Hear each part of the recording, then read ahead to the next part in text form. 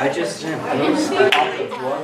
All right, how's everybody doing tonight? You guys doing good? Great. Okay, so obviously this is different than we're used to. You know, this is my first week. I'm a little nervous, but that's okay. That's okay. I just want to tell you guys that this is a change. It's happening. You got to get over it.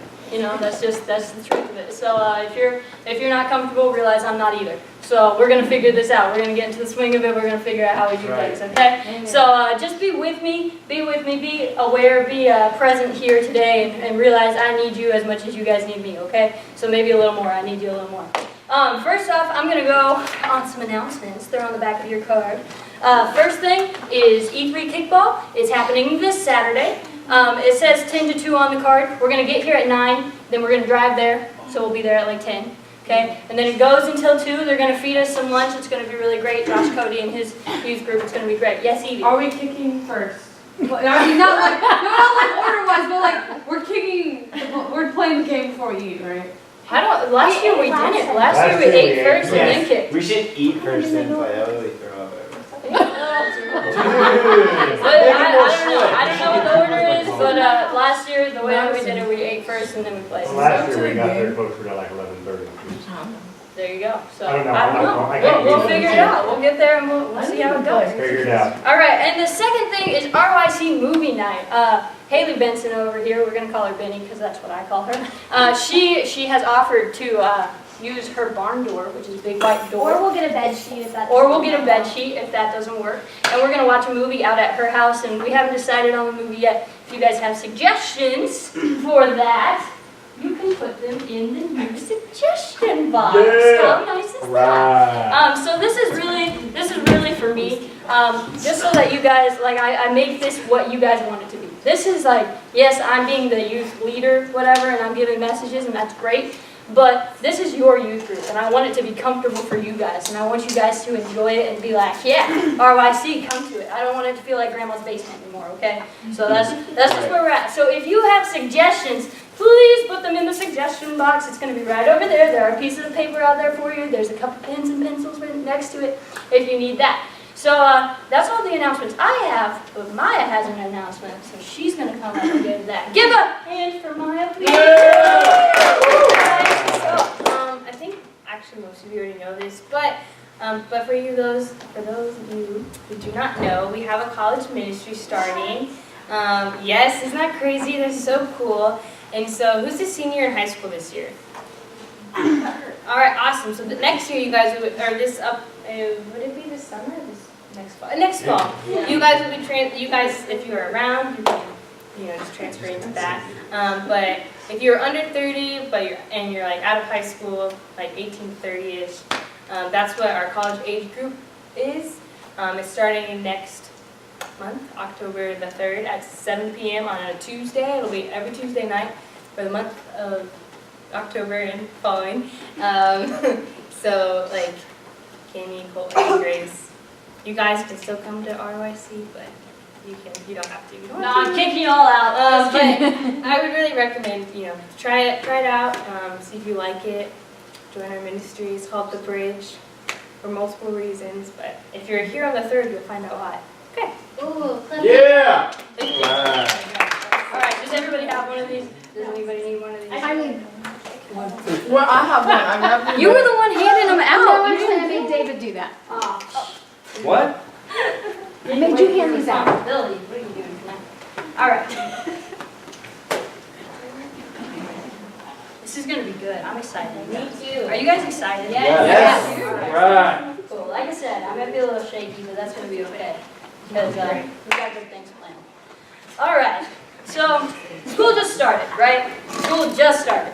And I have already heard so many stories about just the raw humanity that's in high school, in middle school, just the bad behavior, the foul, the foul language. It's so bad. You walk into the high school and the first word you hear is the F word. That's seriously how it goes, That's how it was for me, right? And there's so much garbage in there that is the world, like the insecurities that we deal with, the drama, the gossip, it all goes on. And I work with high schoolers, or I worked with high schoolers, and now I work with high schoolers again. It's great. I worked with high schoolers at the theater, and now I work with them here in youth group, which is great.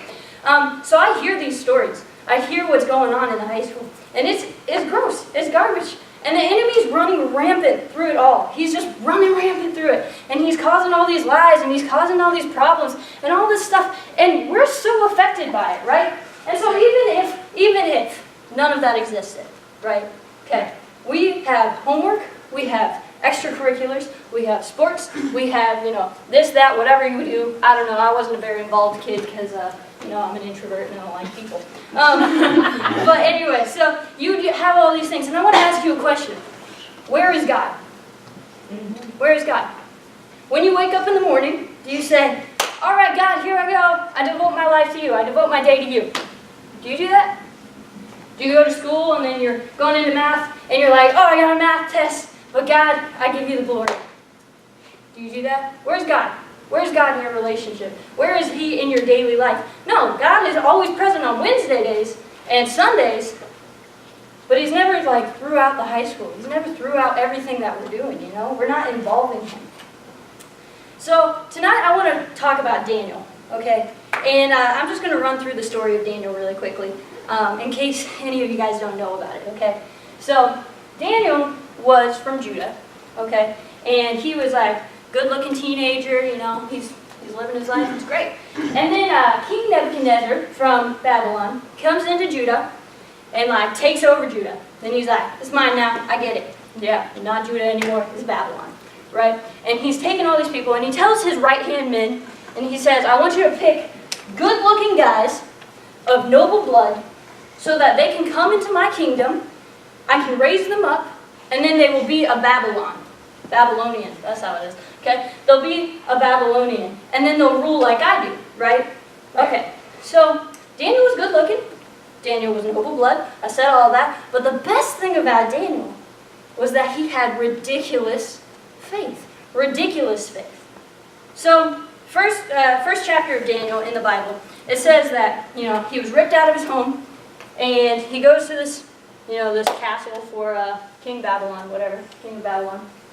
And he's in there, and the king starts feeding all these guys food from his table and wine from his table, all good things, Like he's not like treating them like dirt and being like, you gotta eat the garbage. He's not doing that. He's like, here's good food. Here's good wine. I want to treat you well. I want to raise you up. I want you to be like me. That's what he's doing. It's a good thing, right? And Daniel was looking at all this food, and he goes, I don't know about that. I don't know about that. I don't know that I should eat that. This is like mac and cheese, right? And I love mac and cheese. I don't know about you, but I love like pasta and cheese. You can't go wrong with it, right? Okay. So he's looking at this like big plate of mac and cheese, and he's like, I don't know that I should eat that. So he tells the guard, right? He says, listen, me and my buddies, if you'll feed us vegetables, and then at the end of the 10 days, see who looks better, feed us what I asked for. So he sees mac and cheese, but he's like, feed me a plate of broccoli. I don't know about you guys, but I would not turn down mac and cheese for broccoli. I mean, I like broccoli in small portions, but he was like, no mac and cheese for me, I'll do a broccoli. And so the guard's like, I guess, sure, fine, sure. So he gives him a plate of broccoli. And at the end of the 10 days, these guys over here, they're getting fat and they're getting lethargic and they're like, I've had too much mac and cheese. And then Daniel, Shadrach, Meshach, and Abednego, those were his buddies, they're like, yeah, we're strong, we're good, we're fit, we feel good, we've been eating vegetables, it's great, right? Right. And so, right from the bat, Daniel listened and was like, I'm not going to do this thing. Even though it was a good thing, he decided he wasn't going to listen to that. He wasn't going to eat that stuff. He was going to eat the good stuff, right? Right. Right off the bat. Okay. So we're going to fast forward to Daniel chapter 6. Daniel is like 80 years old. He's not a teenager anymore. He's an old man. And he's right under the king. He's right under the king. The king adores him. He's great. He rose up through the ranks because he was wise, because he listened to those quiet whispers, because he did everything like that, right? And so these other dudes are looking at him, and they're ticked.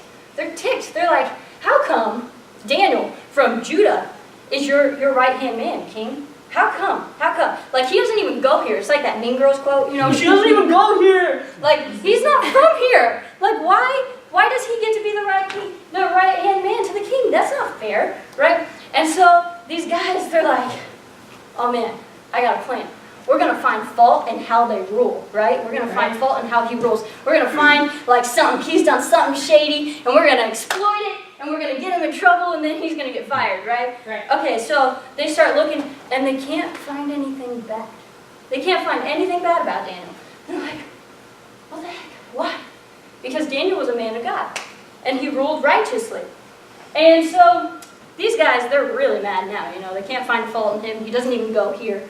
Anyway, so they're like, all right, king, our righteous, gracious king. They go to the king of Babylon, and they say, you know, hey, we've got this idea that no one should pray to anyone or anything but you for the next 30 days. That, you know, and, you know, king's like, yeah, that's a good idea, you know. No one praying to anything but me. That's a good idea, you know. That sounds good, right? And so he writes a decree, and he's like, all right, for the next 30 days, if anyone's praying to anyone or anything but me, they're going to be thrown into the lion's den, right? So he makes this decree, and then he's like, sends it out. And the boys, they know that Daniel's praying, right? And so they run over to Danny's house, and they're like, Daniel, you've been caught praying. You got to come with us. You're going to go into the lion's den. The king loved Daniel, right? And he didn't want to throw him into the lion's den. But this isn't a day and age that, you know, you can take things back. It's not like Donald Trump sending out a tweet like, oh, JK, that's not real. It's not like that. He can't take it back. He can't take that back. So he's like, Daniel, I'm sorry. You're going to have to go into the lion's den. And so they put him in the lion's den, and yeah, before they roll over the stone, he says, may your God protect you, right? Okay, so I want to talk about Daniel real quick, okay? So that's the big general story that I'm talking about, but I want to just re-go over all of that to pick out these key points, because there are 3 things that we need to learn from Daniel, okay? And the first point is to listen to the quiet whispers of God, okay? So if you remember, when Daniel was brought, he saw the plate of mac and cheese, and he saw the broccoli. He was like, I'm only going to eat broccoli. This was good stuff, man. It wasn't like sinful. It wasn't awful. It wasn't like he wasn't supposed to eat. It was good stuff. But he listened. He listened to that quiet nudge, and he was like, I need to eat broccoli instead. Broccoli. Gross. But that's what he's going to do, because that's how he felt it. He was listening to those quiet whispers of God. And because of that, he was stronger than all those other guys. And God used that. God used his integrity and raised him up and made him this really important guy in the kingdom. Like, he ruled over a lot of people because of these decisions he was making when he was a teenager. How does that apply to you guys? You know? Are you listening to the quiet whispers of God? So maybe this isn't a bad thing that you're doing. It's not necessarily sinful. It doesn't go against the Bible. But if you're doing it, but you're feeling this quiet nudging, this quiet whispers like, oh, I shouldn't be doing that. But it's not bad. You see, this is a good thing. You know, it's going to a football game with my friends, like hanging out with them. It's not bad. But if God is telling you no, if God is whispering to you, you can't be going there. You got to listen to those quiet whispers of God and say, you know what? I can't do that today. I can't go to the football game today. I can't go to your house today, whatever it is, I don't know. Because quiet whispers of God told me not to. The second thing is keeping our eyes focused on the Almighty. Okay? So, Daniel was a righteous dude, right? And like I said, they couldn't find any fault in how he ruled. They couldn't find any fault. He didn't let the power get to his head. He didn't think, oh, yeah, I'm big and mighty. I can do whatever I want now. No. He kept his eyes focused on the Almighty. He was listening to those whispers, and he was keeping his eyes focused. You see how that ties together? If you're listening to God, your eyes are going to be pointed towards God. And everything you do is going to be done for God, in God, for Him, for His kingdom, and for the people that you are meant to save. Because you know what? There are things that you are going to do that I can never do in my lifetime. There are people you are going to reach that I will never be able to reach. If we keep our eyes tuned towards God, our ears tuned towards God, our eyes turned towards God, we are going to do amazing things, right? So, what I love about Daniel is that he had earthly authority over him, right? He had the king of Babylon over him. And this king, you know, he made some decisions, and he took over Judah and like all that stuff, you know, like he made decisions. And Daniel was his right-hand man. He's right under him, kind of like my dad is the pastor and I'm the youth pastor. I'm second tier, right? Okay, but I listen to my dad, right? I listen to my senior pastor. He's not my dad from this standpoint. But he listened to his king, but he never, ever, ever let it get in the way of looking towards God. He never let it get in the way of that. He never said, oh, yes, King, I adore you so much. Let me pray to you instead. No, it actually says in the Bible, when he finds out that he's not allowed to pray anymore, he's not allowed to spiritually feed himself for 30 days, he goes home and he prays like he always had, with the windows open, pointed towards Jerusalem, and he asks God for help. Now, I want to ask you guys something. It's kind of a convicting question, because I fall victim to this. I fall victim to this. But how often do we get in a situation where something is like kind of looked down upon or uncomfortable or whatever it is, and we're like, oh, well, God knows the situation. God knows what's in my heart. I don't have to necessarily pray out loud. Like, he'll get it. He knows, you know. He knows I'm going to get thrown into the lion's den if I pray, so I'll just pray in my head, and it'll be okay. I'll pray while I'm laying down in my bed, and no one's watching me, and then you fall asleep, right? How often do you do that? How often do we get in this thing where we're like, oh, well, you know, praying in school is not really normal. People would look at me weird, so I won't do it. Or even at like a restaurant. Even go to Taco Bell, wherever you're going, you know? Like, how often do we just say, oh, you know, God forgive me, or we don't even turn towards it? Daniel respected his king.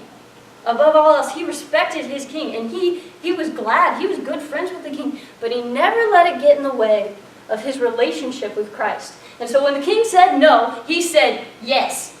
And he said, no, I will pray to my God. I continue to pray, as I always do. And I ask God for help. Because he knew he couldn't do it alone. He knew he could not do that alone. I couldn't do that alone. So, this is crazy.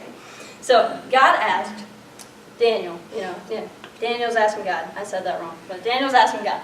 And he's like, God help me. God help me. You know, send some like flying brick of just knowledge towards the king that he's going to be like, oh man, this is not a good decree, and write some other decree that like cancels that or something like that. He's praying for help, you know, like send your angels and something bad happens and then this rule is no more, right? He's asking God for help. And you know what he got? He got the lion's den. I don't know about you, but when I ask for help, I'm not expecting a lion's den. You know, I'm like, hey, God, help me.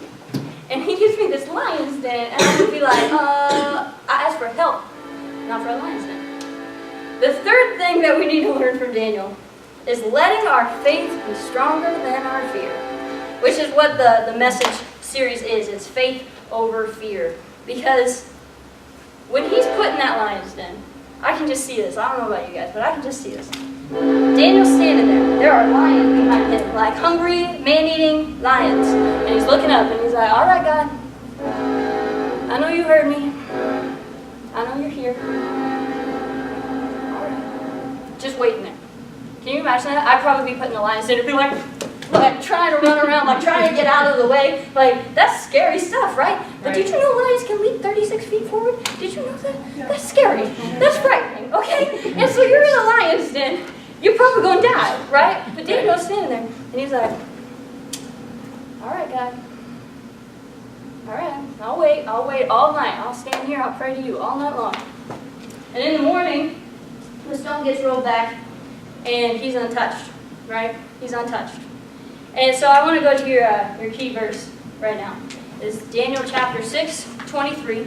I've got 22 and 23 on mine, so I'm going to read that. But 22 says, my God sent his angel, and he shut the mouths of the lions. They have not hurt me, because I was found innocent in his sight, nor have I ever done any wrong before you, your majesty. And then this is 23. The king was overjoyed and gave orders to lift Daniel out of the den. And when Daniel was lifted from the den, no wound was found on him, because he had trusted in his God. Now, in today's day and age, when you do something bad, you don't get thrown into a lion's den, right? Thank God, because I'd probably be dead, you know. But you don't get thrown into a lion's den. Not a literal one, anyway. But every single day, we go into a den of lions. A den of lions every single day. And you know what? Where is our trust? Because I know we walk out of that den of lions and we come in here and we find ourselves battered and broken and bruised and wounded. We're bleeding everywhere and we're like, God, where were you? Where were you? And why am I not okay? You lifted Daniel out of the lion's den and he had no wound on him. There was nothing wrong with him. Why did I get so beaten up? Why did those lions attack me? Where was your trust? Where was your faith? Was your faith over your fear? Or were you letting your fear shadow your faith? That goes with everything. That doesn't even have to be about fear. That's about everything. In every situation, where was your obedience? Where was that? Where was your trust? Where was your love? Where was your mercy? Where was it, you know? Right. Where was it? We get all this crap, all this garbage from the world over our faith. And we're like, God, why aren't you helping me? God, why aren't you helping me? Where have you been? Why am I being attacked by all these lions? And it's because we never trusted in him. We never put that in him. We did not stand there in the den of lions and look up and say, all right, God, I know that you heard me. You're going to deliver me from this, right? When they rolled back that stone, the king looked down at Daniel and he saw he was untouched. And he was like, oh my gosh, dude, that was awesome. You know? And so then king writes out a decree and says everybody's going to serve Daniel's God because that's the one true God, because nobody else can be protected from these lions, right? And so then he's like, y'all, you baddies who put him in this den, he's my beloved, and you threw him in this den. I'm going to throw you in it now. And so he threw these guys and their families into the den, and it says in the Bible that they were eaten before they even touched the ground. It wasn't that the lions aren't hungry. It's that Daniel trusted implicitly. He had ridiculous faith in Christ, in what he was going to do, in the fact that God heard him, that God was listening to him because he listened to God always. This is a relationship. This is a relationship. Your relationship with God is not, hey, let me talk to you for like 10 minutes about like, oh God, I need you because I got this math test tomorrow and I didn't study for it and I need you, God, help me, make me smart and all this stuff. Okay, cool, bye. If I did that to any of you, we would not be friends. We would not have a relationship because that is not what a relationship is about. That's not what a relationship is about. But instead, when Daniel was fearfully, I'm sure, torn out of his home in Judah, he listened to the whispers of God. He trusted in God. He remembered his God. When he was ruling over all these guys, he listened to God. He didn't let his arrogance get in the way. He didn't get a big head. That's what I'm saying. He didn't get a big head. He let his faith rule. He always had God going first. And when he was thrown into a den of lions, he let his faith be first, be greater. So I'm going to make you guys do something with me real quick. Okay? This is kind of silly, but you guys are going to participate, and if you don't, I'm going to know. So I want you to say all these points with me, one by one, and we're going to go over them again. Okay? So point one is listen to the whispers of God. And I'm going to say 3, 2, 1, and then y'all are going to say it back. And if you're quiet, I'm going to call you out on it. Okay? So ready? 3, and 2, and 1. Listen to the whispers of God. This side's way louder than you guys. All right. Okay. So point number 2. Okay. Keep your eyes focused on the Almighty. Ready? 3, 2, 1. Keep your eyes focused on the Almighty. Oh, I like that. I like that. Okay. And point number 3. Let your faith be stronger than fear. Ready? 3, 2, 1. Let your faith be stronger than fear. I like that. I'm going to do that. Yeah. Okay. All right. So anyway, I just want to challenge you guys. This next week, whatever you're doing, I know that a lot of you guys are in college, and then most of you guys are in high school. Not you, Dan, I'm sorry. So I know, right.